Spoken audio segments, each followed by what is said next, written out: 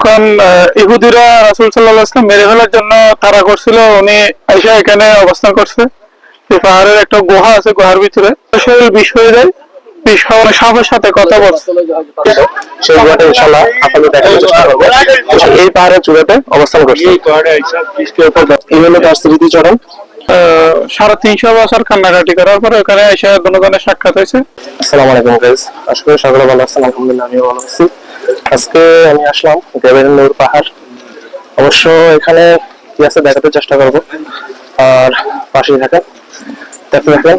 আর এখানে আমরা যে ড্রাইভারটা নিয়ে আসছি আর কি, অবশ্য ওনার কাছ থেকে শুনবো আজকে আমরা কোথা করে যাবো, তারপর কোথা করে দেখাতে আপনাদের চেষ্টা করবো। আগে গেছি, পাহাড়টা অনেক উঁচু।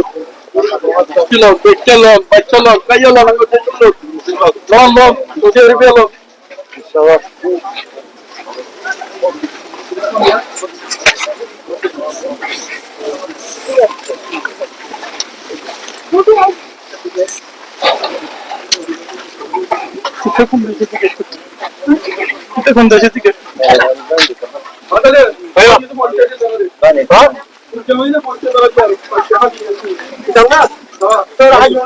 পাহাড়ের উপরে হচ্ছে পাহাড় পাহাড়ে আসছি।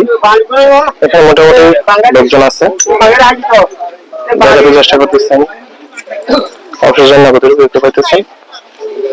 ইনশাআল্লাহ চেষ্টা করবো পুরো সৈকতটা ঘুরিয়ে দেখানোর জন্য। এখানে কবুতররা খাওয়ানোর জন্য দানা বিক্রি করা হয় আর কি। দানা বলতে ওরা বুঝায়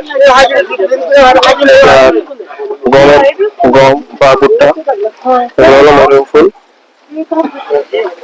আর এখানে আছে কবুতর।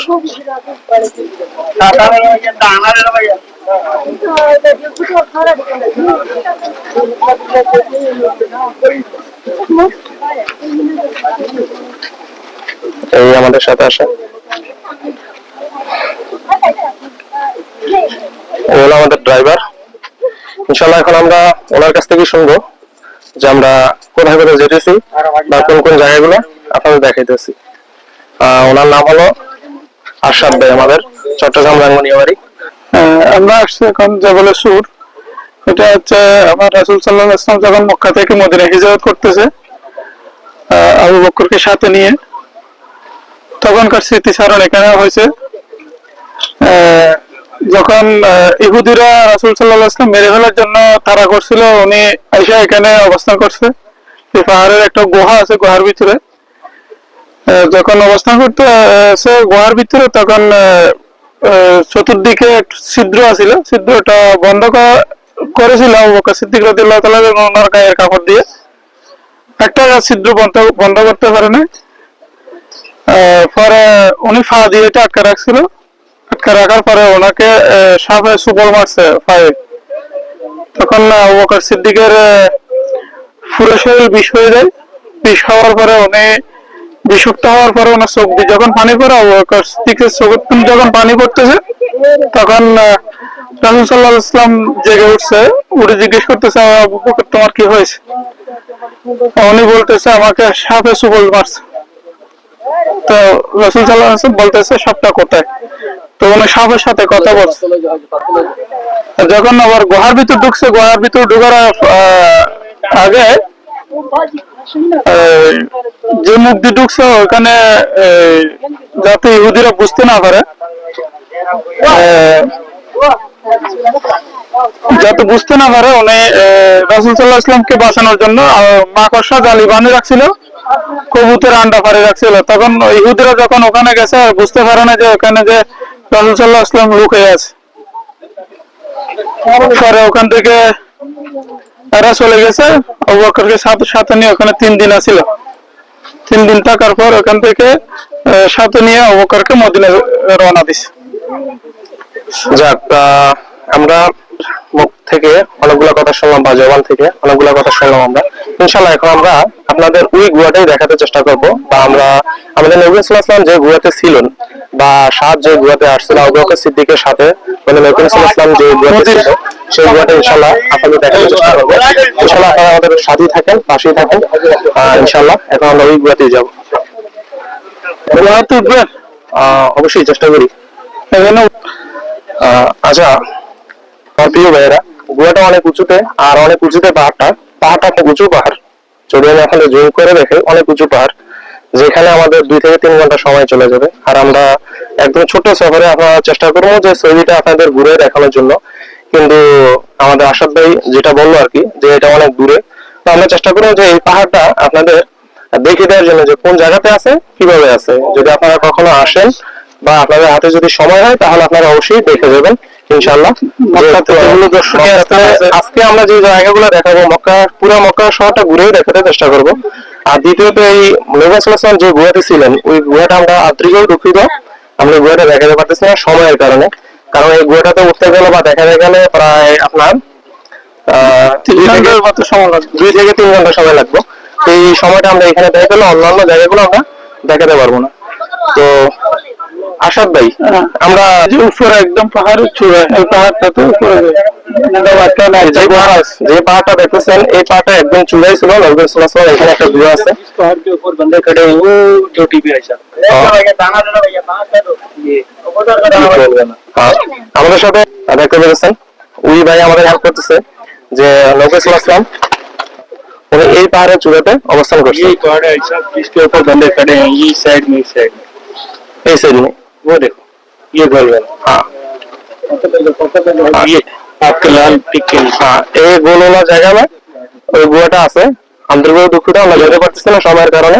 ইনশাআল্লাহ যদি নেক্সট টাইম কখনো আসা হয়, আমরা অবশ্যই দেখাতে চেষ্টা করবো। আর যদি কেউ আসেন এখানে, অবশ্যই দেখে যাওয়ার চেষ্টা করবেন, সময় নিয়ে আসবেন, তাহলে হয়তো দেখতে পাবেন। আমাদের হাতে সময় সীমিত, সেখানে আমরা দেখাতে পারলাম না, আন্তরিকভাবে দুঃখিত। যেহেতু আমরা কোথায় যেতেছি, এখন যাব আমরা আরফাতের ময়দানে। এখন আমরা যাবো আসাদ ভাইকে নিয়ে আরাফাতের ময়দানে। আরফাতের ময়দানে গিয়ে আমরা, আরফাতের ময়দানে হচ্ছে জেবলে রাহমা আছে। জেবলে রাহমাতে হচ্ছে আমার আদম পিতা রাদিয়াল্লাহু তাআলা আনহু আর হযরত মা হাওয়া, ওনারা দুইজন ওখানে সাক্ষাৎ হয়েছিল। 350 বছর কান্নাকাটি করার পরে ওখানে এসে দুজনের সাক্ষাৎ হয়েছে। যে পাহাড়ে সাক্ষাৎ হয়েছে, ওই পাহাড়ের নাম হচ্ছে জেবলে রাহমা, বাংলাতে জেবলে রহমত বলে। ওই পাহাড়ে এখন আমরা যাব। যে পাহাড়টা হচ্ছে আরফাতের ময়দানে, যেখানে হচ্ছে আপনার মূল হজ যেখানে হয়, আরফাতের ময়দানে আমরা এখন ওখানে যাব। আর ওখানে হচ্ছে ওই ময়দানটা হবে হাসরের ময়দান, আরফাতের ময়দানটা হবে হাসরের ময়দান। ওখানে গিয়ে আমরা অনেক স্মৃতিচারণ আছে ওখানে রাসূল সাল্লাল্লাহু আলাইহি ওয়াসাল্লামের, যেখানে আমার রাসূল সাল্লাল্লাহু আলাইহি ওয়াসাল্লাম ওই পাহাড় থেকে বিদায় হজের ভাষণ দিছিল। আমার রাসূল সাল্লাল্লাহু আলাইহি ওয়াসাল্লাম পাহাড় থেকে বিদায় ভাষণ, ওখানে একটা সূরা নাযিল হয়েছে, আমি যতটুকু জানি একটা সূরা নাযিল হয়েছে। সূরাটার নামটা আমি মুখস্থ রাখতে পারি নাই, এর জন্য দুঃখিত। ওখান থেকে আবার এখানে একটা মসজিদ আছে, মসজিদ নামেরা, ওগুলো দেখাবো আরফাতের ময়দানে, আপনাদেরকে ইনশাআল্লাহ দেখাই দেবো। সবগুলো দেখে ইনশাআল্লাহ ওখান থেকে আমরা মুজদালিফার এদিকে চলে আসবো ইনশাআল্লাহ। আমাদের রাশেদ ভাই আমাদের ডিটেইলসটা বলে দিছে, তো আমরা এখন ওই জায়গায় চলে যাব। তো আপনারা আমাদের সাথেই থাকবেন। আর এই জায়গায় আসলে আপনারা যা যা দেখতে পারবেন বা নিতে পারবেন। এই জায়গায় মূলত এই জিনিসগুলো বিক্রি হয়। আর এখানে হলো আমাদের আরেকটা চট্টগ্রামের ভাই, না স্যার, বর্মার লোক, উনি এখানে অনেক কিছু বিক্রি করতেছে। আপনারা যদি আসেন, এখানে তফসি আছে, টুফি আছে, বিভিন্ন প্রকার সামগ্রী আছে। আপনাদের যদি কারো লাগে অবশ্যই নিতে পারবেন, ঠিক আছে। আর উনি হলো আমাদের পাকিস্তানি ভাই, উনি আমাদের অনেকটা হেল্প করছে, যে নবী সাল্লাল্লাহু আলাইহি ওয়াসাল্লাম কোথায় ছিলেন বা কিভাবে ছিলেন, বা পাহাড়টা দেখাতে চেষ্টা করছে আর কি। আর এখানে আছে মরিয়ম ফুল, যেটা আমাদের বাংলাদেশের মানুষ অনেকটা যত্ন সহকারে রাখতে চেষ্টা করে আর কি। যদি কারো লাগে অবশ্যই আসবেন, আমাদের এই ভাই আছে এখানে, উনি এগুলো বিক্রি করেন।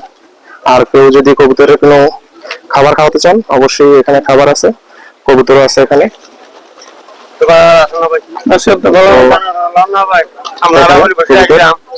খাওয়া দেবেন, খাওয়া দেবেন। জিনিসটা একটু ভিডিও করেন তো। কোন জিনিসটা? এই যে এই পাহাড়ের মূল স্মৃতিচারণ হয়েছে এটা। এই যে আমরা যদি আপনাদের দেখানোর চেষ্টা করতেছি, কতটুকু দেখতে পেতেছেন না, এই হলো আমাদের নবী সাল্লাল্লাহু আলাইহি ওয়াসাল্লাম যে পাহাড়ে ছিল বা যে গুহাতে ছিল, এই হলো তার স্মৃতিচারণ।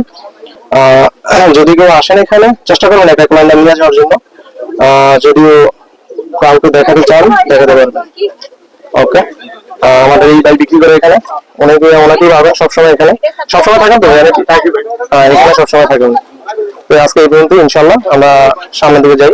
তো আপনাদের আমাদের সাথে থাকার জন্য অসংখ্য ধন্যবাদ। নেক্সট ভিডিওতে আমরা দেখাতে চেষ্টা করবো বাকি অংশটা।